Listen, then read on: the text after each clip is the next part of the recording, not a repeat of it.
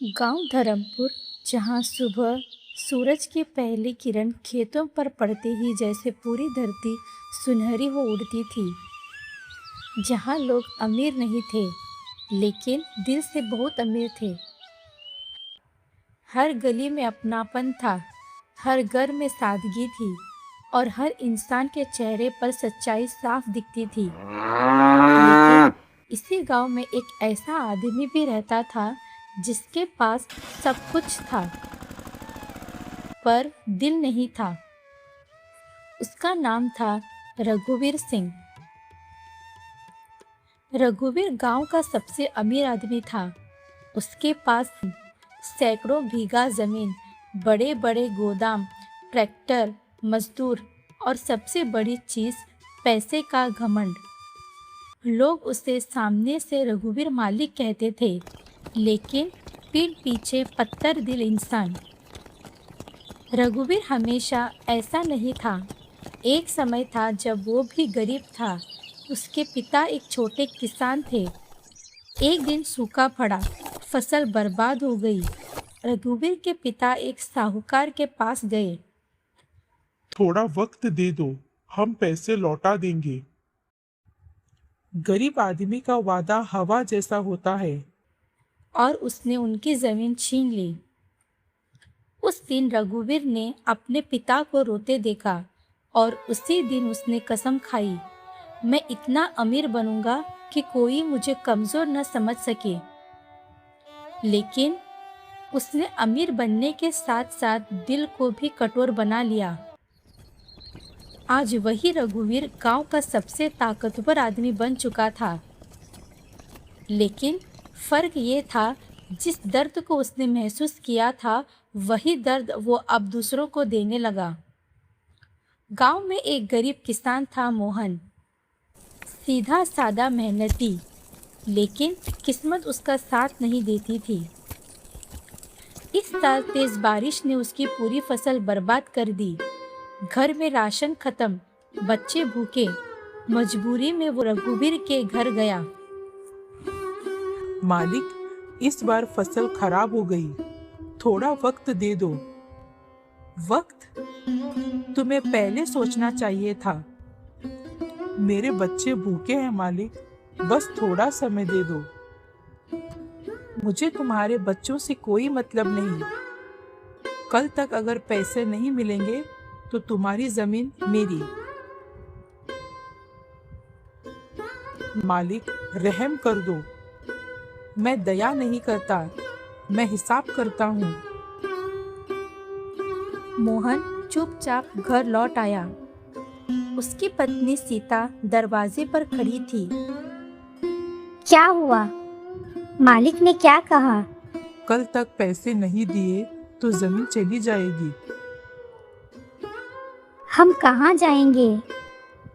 पता नहीं।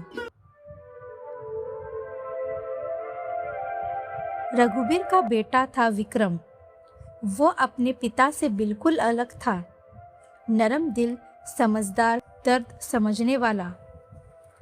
उसने मोहन और अपने पिता की बात सुन ली थी। पिताजी, आप ऐसा क्यों करते हैं? क्योंकि यही दुनिया का नियम है। लेकिन इंसानियत भी कोई चीज होती है। तुम मुझे सिखाओगे? याद रखो, पैसा ही असली ताकत है।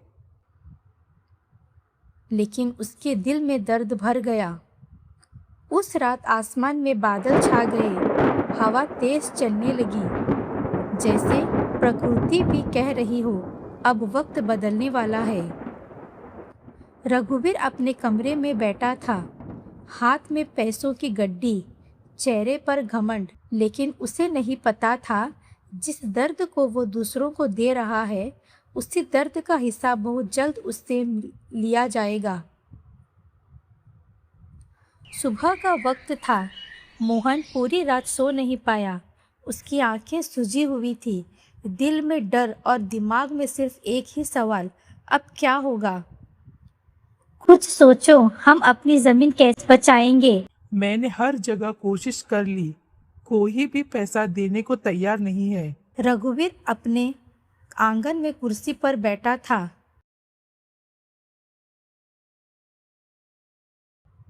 मालिक, मैं पैसे नहीं जुटा पाया। तो फिर तुम्हें पता है क्या होगा? बस थोड़ा और समय दे दो। मैं मजदूरी कर लूंगा, लेकिन जमीन मत लो। मजदूरी? तुम जिंदगी भर काम करोगे फिर भी कर्ज नहीं चुका पाओगे। आज से ये जमीन मेरी है। ये सुनते ही मोहन के हाथ से उम्मीद छूट गई। भीड़ में खड़े लोग ये सब देख रहे थे। ये गलत हो रहा है। हाँ, लेकिन कौन बोले? जिसने आवाज उठाई वो बर्बाद हो गया। सबके दिल में गुस्सा था, लेकिन डर उससे बड़ा था। पिताजी, ये गलत है। तुम फिर शुरू हो गए। आप एक गरीब से उसका सब कुछ छीन नहीं सकते। मैं उसका कर्ज वसूल कर रहा हूँ, लेकिन इंसानियत का क्या? रघुवीर गुस्से में चिल्लाया। इंसानियत से पेट नहीं भरता, पैसा ही सब कुछ है। विक्रम चुप हो गया, लेकिन इस बार उसके अंदर गुस्सा भी था। उस रात मोहन का परिवार अपने ही घर में बैठा था, लेकिन अब वो घर उनका नहीं था। हम कहाँ जाएंगे? पता नहीं। माँ, मुझे डर लग रहा है। अगले दिन एक बूढ़ी औरत रघुवीर के दरवाजे पर आई। बेटा, 2 दिन से भूखी हूँ, थोड़ा खाना दे दे। यहाँ कोई लंगर नहीं चलता, जाओ यहाँ से। वो औरत धीरे धीरे चली गई। शाम होते होते आसमान में काले बादल छा गए। हवा तेज होने लगी, पेड़ झुकने लगे, जैसे प्रकृति खुद गवाही दे रही हो, अब न्याय होगा। रघुवीर अपने घर की छत पर खड़ा था, तूफान को देख रहा था। उसके चेहरे पर अभी भी वही घमंड था, लेकिन उसे नहीं पता था जिस दर्द को उसने दूसरों को दिया है, अब वही दर्द उसके अपने घर की ओर बढ़ रहा है। कहाँ जा रहे हो इस मौसम में? मोहन काका का घर बहुत कमजोर है। मुझे देखना है कि वो लोग ठीक है या नहीं। तुम्हें उनकी इतनी चिंता क्यों है? वो अब हमारे कुछ नहीं लगते। इंसानियत का रिश्ता किसी कागज से नहीं होता पिताजी। यह कहकर वो बाहर चला गया। बारिश और तेज हो गई, रास्ते फिसलन भरे। विक्रम दौड़ते दौड़ते मोहन के घर की तरफ जा रहा था। तभी बिजली चमकी और अचानक एक बड़ा पेड़ सड़क पर गिर पड़ा। विक्रम उससे टकरा गया और जमीन पर गिर गया। विक्रम को सिर पर चोट लगी।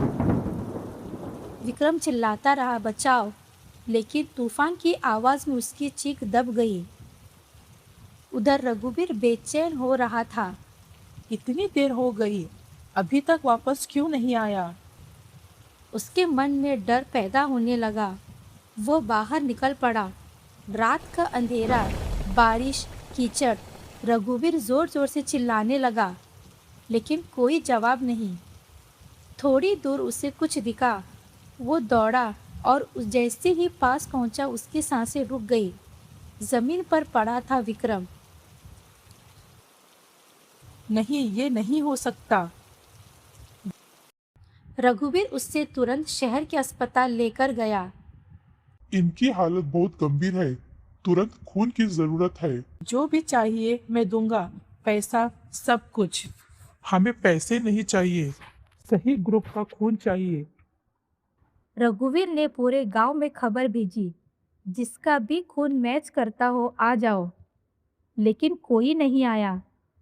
उससे अचानक एहसास हुआ, मैंने कभी किसी की मदद नहीं की, तो आज कोई मेरी क्यों करेगा? तभी अस्पताल के दरवाजे पर एक आदमी आया। वो था मोहन। तुम यहाँ क्यों आए हो? सुना कि विक्रम को खून की जरूरत है। मैंने तुम्हारे साथ इतना बुरा किया, फिर भी तुम अगर मैं भी आपकी तरह बन जाऊं तो फर्क क्या रह जाएगा हम दोनों में। डॉक्टर ने टेस्ट किया। खून मैच करता है। मोहन ने बिना सोचे खून दे दिया। रघुवीर बाहर बैठा था। उसकी आंखों में आंसू थे, दिल में पछतावा। जिस इंसान को मैंने बर्बाद किया, आज वही मेरे बेटे की जान बचा रहा है। उसे पहली बार अपने कर्मों का बोझ महसूस हुआ। ऑपरेशन चल रहा था। रघुवीर हाथ जोड़कर बैठा था। भगवान, मेरे बेटे को बचा लो। मैंने बहुत गलत किया है। मुझे सजा दे दो, लेकिन मेरे बेटे को बचा लो। उसके दिमाग में एक एक करके सारे दृश्य घूमने लगे। मोहन का रोता हुआ चेहरा, सीता की बेबसी, बूढ़ी औरत की भूख। उसे एहसास हुआ वो सिर्फ जमीन नहीं छीन रहा था, वो लोगों की जिंदगी छीन रहा था। कुछ घंटों बाद डॉक्टर बाहर आए। रघुवीर दौड़कर उनके पास गया। डॉक्टर, मेरा बेटा ठीक है ना? ऑपरेशन सफल रहा। आपका बेटा अब खतरे से बाहर है। ये सुनते ही रघुवीर जमीन पर बैठ गया। उसकी आंखों में आंसू बहने लगे। धन्यवाद भगवान, धन्यवाद। रघुवीर तुरंत मोहन के पास गया। पहली बार उसने किसी के सामने सिर झुका दिया। मोहन, मुझे माफ कर दो।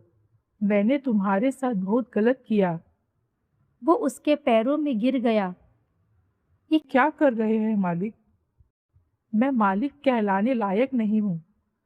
मैं तो एक गुनहगार हूँ।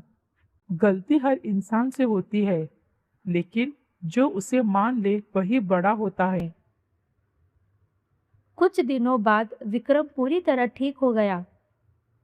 रघुवीर उसे लेकर गांव लौटा। पूरा गांव इकट्ठा हो गया। सबके मन में सवाल था कि अब क्या होगा।